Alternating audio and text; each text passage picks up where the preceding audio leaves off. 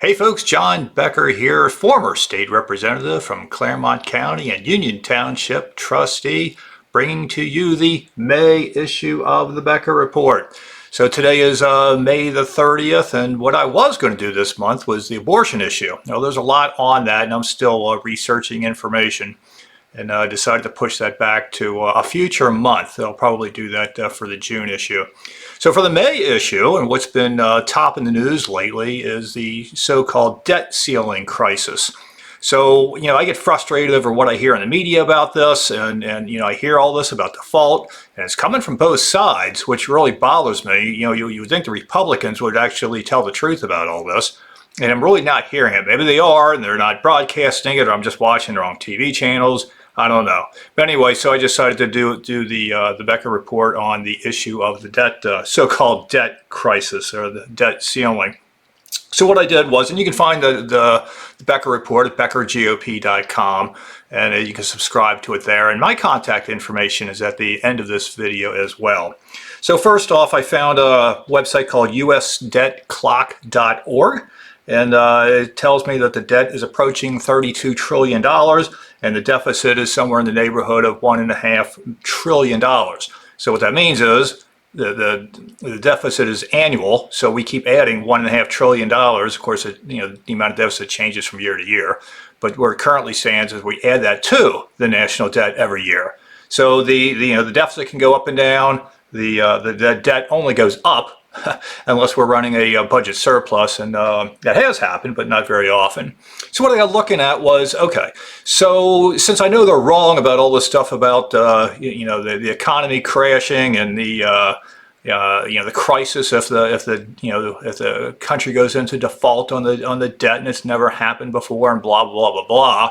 So nobody talks about alternatives to simply defaulting on debt.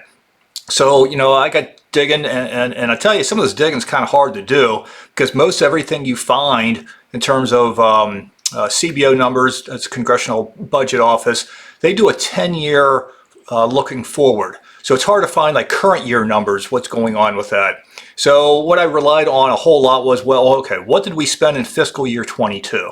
And you can find those numbers on the internet. I think that website was usspending.gov, and used that fiscal year, which ended like in October 22, so it's not all that far away, and kind of use that for projections. And what I was also looking for, so as I was coming up with numbers, what are the 1-year numbers as opposed to the 10-year numbers? Because I want to know, in the current year, if the debt ceiling never got raised and we had to actually have a balanced budget, think of that, horrors of horrors, how much spending would have to be cut, or where would that cut come from? So I'm looking for $1.5 trillion. And this is what I came up with.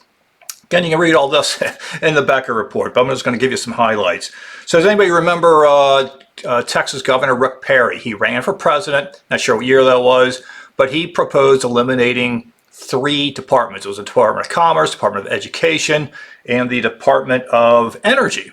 So I looked at those 3 numbers first, and it was, let's see, Department of Education was $639 billion, was what we spent in fiscal year 22. Another $58.3 billion was the Department of Energy, and the Department of Commerce was $21.7 billion.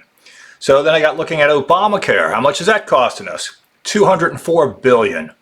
The Earned Income Tax Credit, as a tax professional, that's one of my favorites. So just briefly, it's a welfare program administered by the IRS, and it allows people who have never paid taxes, or possibly never paid taxes, to actually get a tax refund. So you get a tax refund for taxes you never paid. Does that make sense to anybody? Of course not. It's a welfare program. But anyway, that is $64 billion. I also found that we spent $10.7 billion for welfare for illegal aliens. Thank you, President Biden, for that. Anyway, I came up with $1.2 trillion in cuts. Now, I kind of call these immediate cuts because that's really just in theory. In practice, a lot of these programs, would or should get moved to other agencies if these departments were eliminated. So it's not that simple the way I'm describing it. But what I'm trying to put forth is an argument for, there's no reason to even talk about defaulting on the national debt. What we need to talk about is actually spending cuts and a balanced budget. So also something I wonder about is, when they threaten Social Security checks and the military, how come they never talk about, oh my gosh, we might have to eliminate the National Endowment for the Arts. Yeah, you never hear them say that. So then you also get, this is a new one. At least I've never heard this in past discussions on this topic. President Biden saying, there's a possibility of invoking the 14th Amendment to raise the debt ceiling. So what does that mean? I've never heard that argument before. So what I've always known is somewhere in the Constitution, turns out it's in the 14th Amendment, that it actually requires the national debt be paid. Default is simply illegal it's simply unconstitutional. So default is simply not an option. So what that means is, you have to pay your other bills first. And what Biden is trying to say is, oh no, we can invoke the 14th Amendment and therefore raise the debt ceiling. No, it doesn't work that way. So, and I thought about, okay, how would I compare this to, a household budget? Let's say you have a credit card.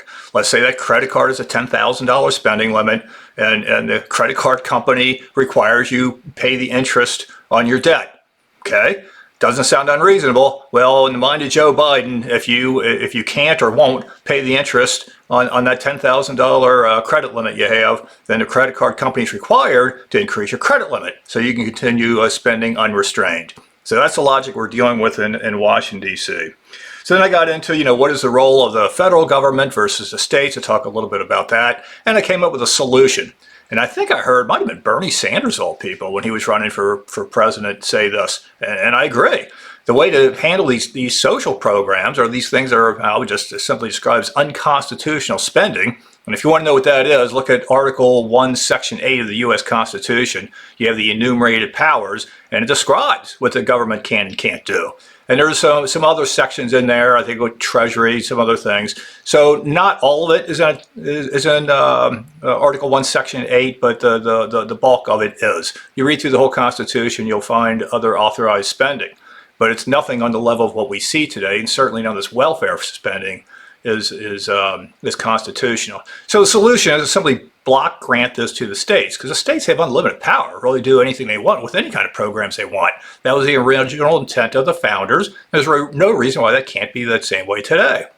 So all the spending done by the federal government could be done much more efficiently and cheaply and better if it's done at the state level. And so these things would have to be transitioned, maybe over 10 years, I don't know, over some number of years, transition it with block grants back to the states and let the states set up and handle the programs as they see best fit. And a lot of these states could get together with other states and just have a consortium of a region. And, the Northeast will do their own, programs of some sort. It might be half a dozen states, but whatever, they can all decide that and how they want to contract with each other. Nothing wrong with any of that. And that's really the answer to this stuff, as far as I'm concerned. So then I get into Union Township. Not a whole lot of updates there. We do have the farmers market. It's going to be starting up on June 9th. So that's going to be every Friday at the Civic Center from 4 to 7. We have the new website that I think was supposed to go live like the first week of May. Didn't happen. I'm not sure what's going on there. So I'm thinking sometime in June, at least I'm hoping, the website will be up. I don't know what the holdup is on that. Anyway, I also have a section on the new and growing businesses. Not a whole lot new there. Got the Union Township meeting videos in there. Got my event calendar, the Video Central, the Becker GOP YouTube channel, and the archives. So until next month, this is John Becker, and have a great day. Bye-bye.